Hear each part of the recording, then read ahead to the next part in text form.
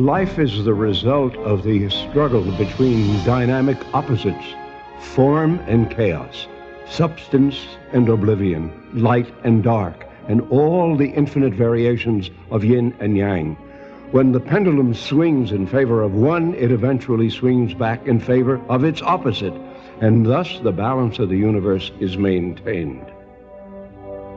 On Earth, this balance was disrupted by a nuclear holocaust which rendered technology useless and devastated the planet's population.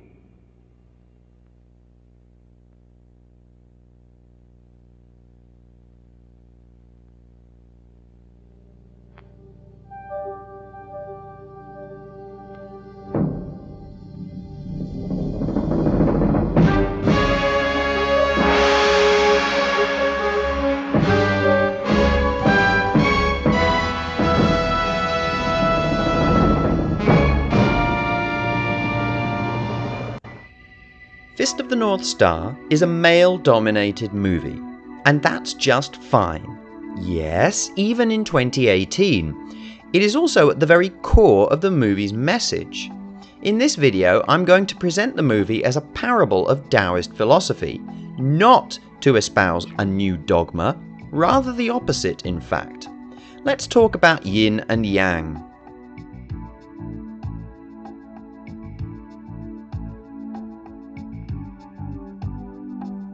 Yin and yang are our imperfect words for the two aspects of the ultimate duality. This is a central theme in much of Eastern thought, and especially Taoism. I have focused on it here because the ultimate duality, possibly as a pathway to something transcendent, is the single common characteristic between every religion on Earth. Taoism is sometimes called a religion, but is more often referred to as a philosophy. Once again, standing at the point of contradiction. Traditionally, yin has been associated with the feminine and surrendering, and yang has been associated with the masculine and controlling. But, and I cannot stress this enough, everything is in motion. Water is generally yin with respect to fire, but not when it extinguishes it. A roaring torrent is yang compared to a placid lake, but the latter can still drown a person. Ice is yin compared to water, but not when it causes frostbite. Some things are in motion over much longer timescales, like, for example, male and female, and so for us, within a historical timescale, they appear largely fixed. So in this video, I'm going to use the term male energy. And this is going to be broadly a specific form of yang energy, with a secondary yin or yang form. I will also mention female energy, although this is not the theme of the movie. Two things here. First, if you specifically disagree with the names male and female energy, then I understand that. I am courting some controversy in this socially charged period of history, but, for my part, these flavors exist in the world, and so we need a name for them. Maybe I should be more neutral than invoking male and female, but I prefer to encourage a more asocial treatment of these terms. It is possible to divorce these concepts from their historical baggage. The second point is that all this talk of energy is not just some hippie woo-woo, it's simply to say that when we measure something, there is a continuum of points between two extremes over which the result lies, and that point can be given a value. As our metrics of measurement, dualities are, in some sense, the only real thing that exists. For us at least, it all appears to end at the point of contradiction. But back to Fist of the North Star.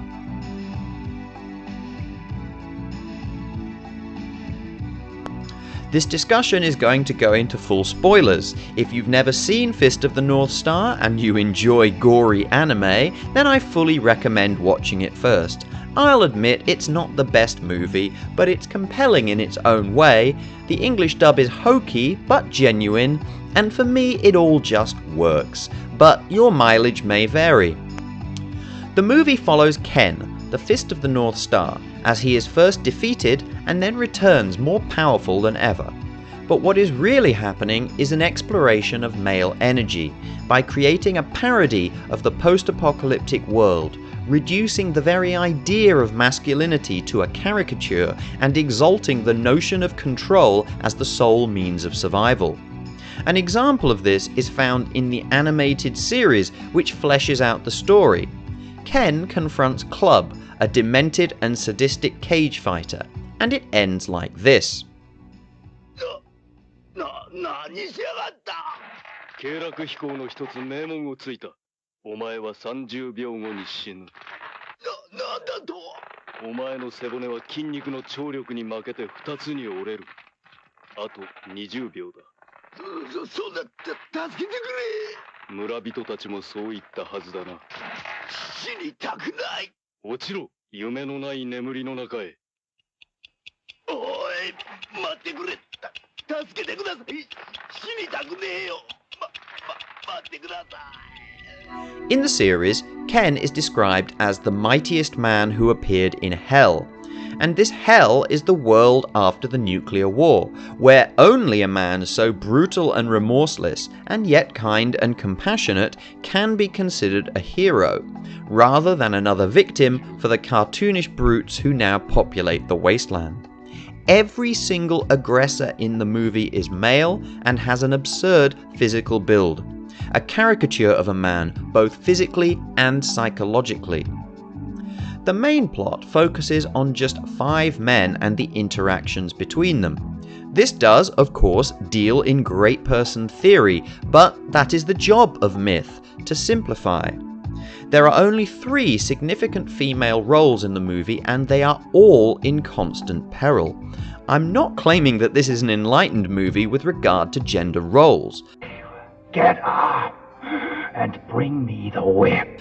On the other hand, all 3 females have an important part to play, and one of them is unquestionably the most important and powerful person in the story. Let's do a quick plot summary here. I'm going to move as quickly as possible, so there's a lot of detail lacking, but just to give you an overview.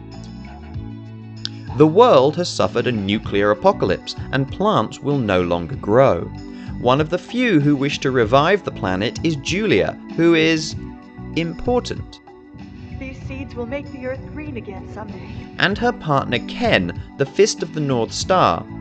Ken is defeated and Julia is abducted by Shin, Ken's former best friend and the Fist of the South Star. We also see Rao and Jaggi, Ken's training brothers, who do nothing to help and each have their own agenda. Ken was chosen as Fist by Ryakan, their sensei. Rao then kills Ryakan and claims the power of the Fist for himself. There's no one as worthy as I am. Show me the power. Prove that I'm right. Returning from the dead, Ken seems connected to a strange girl, Lin, who is important, but follows his search for Julia in spite of advice from his friend Ray. Ray is first met searching for the Fist of the North Star, who abducted his sister Ailey. This imposter is Jaggi, a tyrant of the worst sort. Ken and Ray find and defeat Jaggi. Meanwhile, Rao is raising an army and forging an empire. Lin has raised a flower and continues to show her importance. Everywhere. I can't look at any more death. Feeling sorry for yourself isn't going to make things grow again. It's going to take a lot of hard work. Lynn? When a bear is fast asleep in the wintertime, it may look like he's dead, but he's not. When spring comes, he wakes up full of life, and the earth can too, if we all work together to wake it up. Just reach out and I'll prove it to you. All right. It's a flower, and it's blooming. It's a real flower. I never thought I'd see a flower again. Eiley, if you want to see it, you gotta open your eyes. Eventually, Ken reaches Shin, but not before Rao has already abducted Julia. Ken kills Shin, but mourns the loss of his friend. You loved her even more than I did, Shin. No one can love or hate with more passion than a madman. Lin finds Julia and gives her the flower that she has grown. Julia asks that Ken stay away because she is the bait in Rao's trap to kill him. However, she is crucified and Ray fights Rao to protect Lin. There are no flowers allowed in Lord Rao's kingdom. A crime has been committed. The criminal will come forward, or this woman will die. No, I won't let them hurt her. Don't worry, she won't be hurt.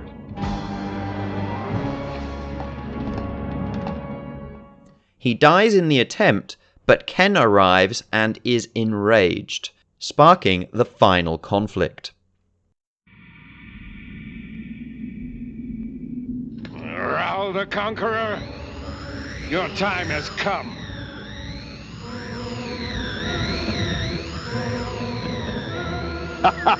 Well now, let's see what you're made of, little brother.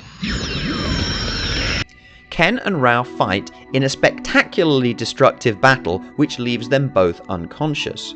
Rao is the first to recover and is about to kill Ken, but is prevented by Lin, who restores balance to the world by convincing him to spare Ken's life. What do you want? To stop you from killing him. To stop all this killing. Those who betray the fist of the North Star deserve to die. Power without perception is spiritually useless and therefore of no true value. Ryak, you ask me to spare Ken's life, so be it. Fate has entrusted him with a unique responsibility, the protection of someone on whom the Earth's future depends. Someone special. You. Afterward, Lin discovers that plants are starting to grow again, and Ken continues his search for Julia, seeing only her spirit in the rejuvenating earth.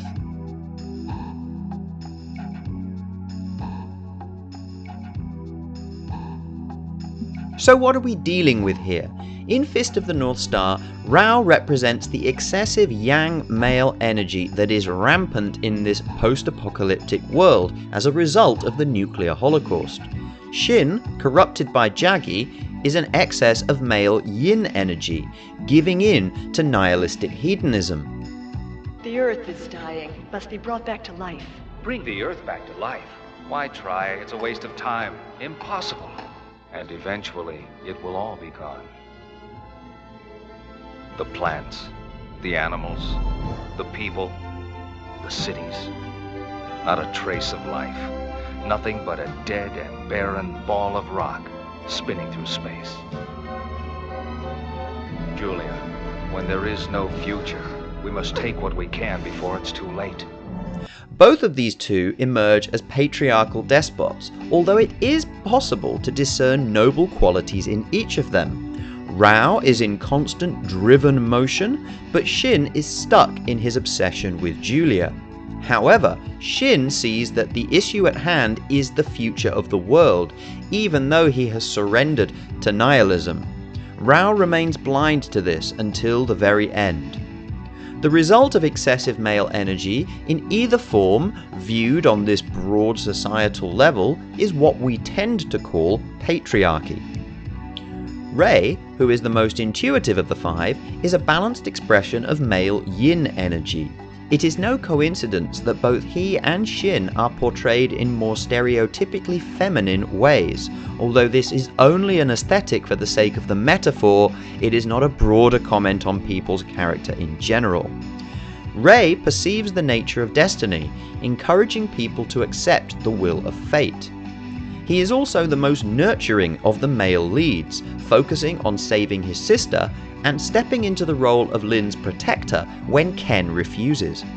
He follows this path even though he knows it will lead to his death, because even his great perception cannot overpower Rao's excessive yang energy. Let's just take a moment to appreciate that while Ray surrenders to his fate, a yin action, he does it in a very stereotypically male way, throwing his life away in some apparently pointless act of bravado. How often have we seen women mock this action in men in other artistic works? Finally, we have Ken, the hero. He represents balanced male yang energy, understanding the nature of reality and value. Ken is also in constant motion, always moving forward, but where Rao rides a steed and surrounds himself with lackeys, Ken is self-sufficient and confident in his own power.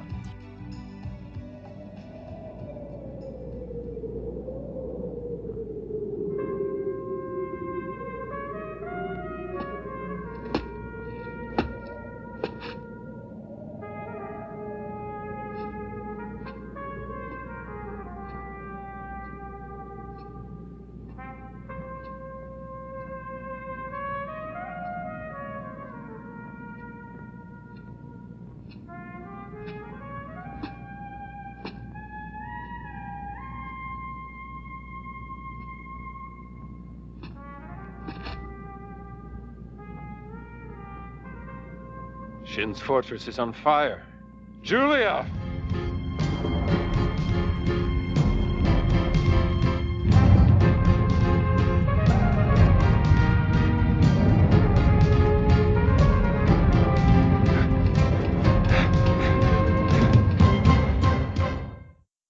His one conceit, his unbalanced intention, is his single-minded pursuit of Julia, which is what causes the bittersweet ending of the movie.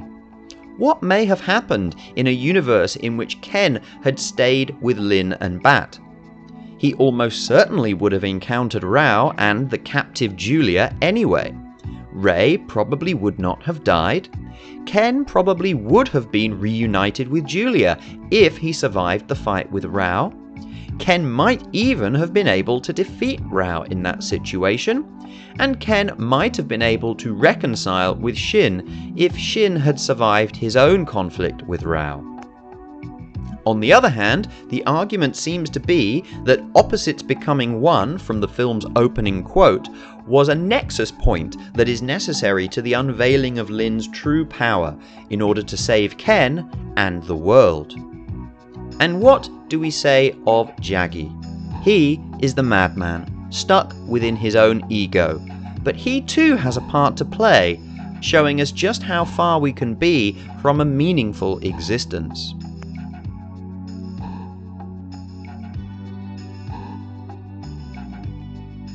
Before moving into a conclusion, I want to cover two side points. The first of which is, why does Rao win? Although he is not the hero of the piece, it is almost certain that Rao was about to kill Ken at the end before Lin intervenes. It is made clear in the beginning that Rao is the Fist of the North Star. He takes the title by force, but the balance of the world is therefore in his hands. But Ken is the moral compass of the fist, as shown by the 7 scars, or stars, on his chest, forming the shape of the plough, the constellation that is traditionally used to point the way to Polaris, the North Star. These two came to represent the balance of the world, and Ken is redressing the excessive yang energy that was present in the nuclear holocaust, which is now embodied by Rao. In a way, Ken is yin to Rao's yang, even though in another sense he is fighting fire with fire. This is how we approach the point of contradiction, where opposites become one. But Rao is the Fist of the North Star, and not even Ken can overcome the excess yang energy, but he does bring them to a point where Rao is open to Lin's intervention, and the Earth is able to move back towards balance. The second side point is to quickly ask, what about female energy? As I said at the start, this movie is only an exploration of male energy. There is a female energy which is equally important, but this is very deliberately not under consideration here. Every human being is a combination of male and female energy, and in this movie, even the female characters are portrayed in ways that focus primarily on male energy. As an example of this, the whole time Julia is with Shin wearing that white dress, it is male energy she lacks, because as soon as she comes back from the dead and casts off her shroud, she runs, taking control of the situation. Although sadly, this doesn't actually work out for her. Think about it. In that situation, where she is physically completely overpowered by Shin and his cronies, male yang energy might make the decision to run, whereas female yang energy, I would hypothesize, might try and persuade. And you could write a story in which a world-crushing tyrant is convinced to embrace peace by a helpless prisoner. In fact, this could be exactly what Lin uses at the climax. Female yang energy, the true overcoming of force with love. Or some such girly nonsense, I don't know. Female energy is equally complex, but not the topic here. This is a one-sided discussion and therefore unbalanced, but part of what makes it work is that it takes place in an unbalanced world.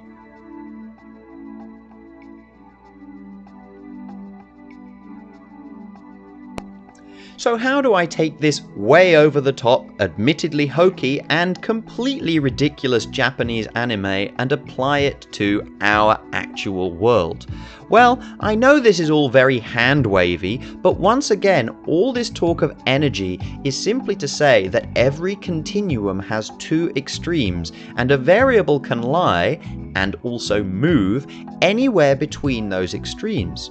The way I tie this in with science is to say that the extent to which we have identified a valid duality is proportional to the extent to which reality reflects our best model of the data, because all data is arranged along some continuum.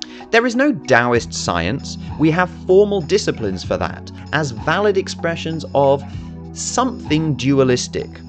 All of these things represent a much more nuanced exploration of these ideas within their own sphere of expertise. But to me, the final lesson of Fist of the North Star is simply this. Whatever else we may say about existence, it is not about power, it is about energy. Because energy is what is closest to the point of contradiction. The tragedy of Rao is that he mistook effect for cause and became purely focused upon power. Energy is literally all there is. Ask a physicist. Even the things which we have absolutely no idea about whatsoever are described as being energy. And although our quantitative understanding of energy has developed to a high degree of precision, our fundamental understanding of what it is outside its various forms is still completely undeveloped. Nonetheless, all of what makes us is decisions about how to move around energy. The ability to direct energy is power, true, but why? Every piece of natural wisdom humanity has ever laid claim to, including direct from the horse's mouth of the rich and powerful, informs us that unbridled power is of little consequence when all shall pass in the face of eternity. And beyond that, power ultimately does not bring enduring happiness to the individual. On the other hand, we all need energy to survive. And so, in society, the fundamental crime is the squandering of energy into the endless wastes of entropic decay. Ken and Rei understood this. Rao and Shin did not, at first, and Jaggi was too filled with bitter rage to even consider the question. In politics, all the talk is about power and work, or is it labour? But there is no power and no work without energy. And energy is always in motion. The modern politician might fancy themselves a Maxwell's demon, able to use information to manipulate political energy at their whim. But this is just an illusion, as it was in Maxwell's original thought experiment. The illusion was created by the Industrial Revolution, which expanded the energy budget of humanity in ways that have undermined traditional systems, and we still have not discovered how to cope with this expansion. Look at individual people. When they are psychologically hindered, they often talk of being stuck, which is to say there should be motion and there isn't. Equally, we might be out of control. There can be motion where it is not needed, and either of these two situations can cause disharmony. On a social level, this can be noisy, even destructive, and sadly, there will probably never be universal agreement on exactly what is disharmonious. But things that everyone agrees are disharmonious keep happening. How do we get a better handle on the subtle effects that lead to these outcomes? For my part, it is by abandoning the part of our belief structure that insists that right and wrong can be entirely objective. Let me be clear here, we can and should continue to spend all our efforts to define our own preferred human system of right and wrong to lead to the prospering of our species. But it all comes down to the Christian serenity prayer. In any situation, there are changes we can make and changes we can't. The motion of duality on the grandest scale is beyond our power to influence, and that is why there might be a generally better answer to, say, the question of whether there is an optimal number of species to maintain the stability of a biosphere, or any of a number of more contentious moral questions. We can devise an enduring system which enhances human flourishing. However, we must understand the complexity and nuance of the task at hand. We are trying to influence the spread of ink in water here, the convection currents of history. So how can we use Taoist philosophy to tie this all together? We can consider the story of Joshu's dog, in which a Zen master is asked, does a dog have a Buddha nature? This considers the concept of mu, a mysterious idea in Eastern philosophy which is somewhat negative but does not mean simply no. The answer to the question seems to be that the dog both does and does not have a Buddha nature, just as Schrödinger's cat is both alive and dead. There is an unbalanced presupposition in every monotheistic, that is to say Western, tradition that the same side is always wrong, which is not the same as saying that there is always a wrong side. Eastern traditions take a more open view, and even when their gods have a distinct character, such as in the case of Hinduism, there is always the possibility of a sudden reversal. For Taoism, whether you consider it a religion or not, the supreme ultimate is the fusion of two equal opposites. It is utterly impersonal, and it cannot be defined in this existence. We will never be free of contradictions. Our challenge is how to define our most appropriate and harmonious response.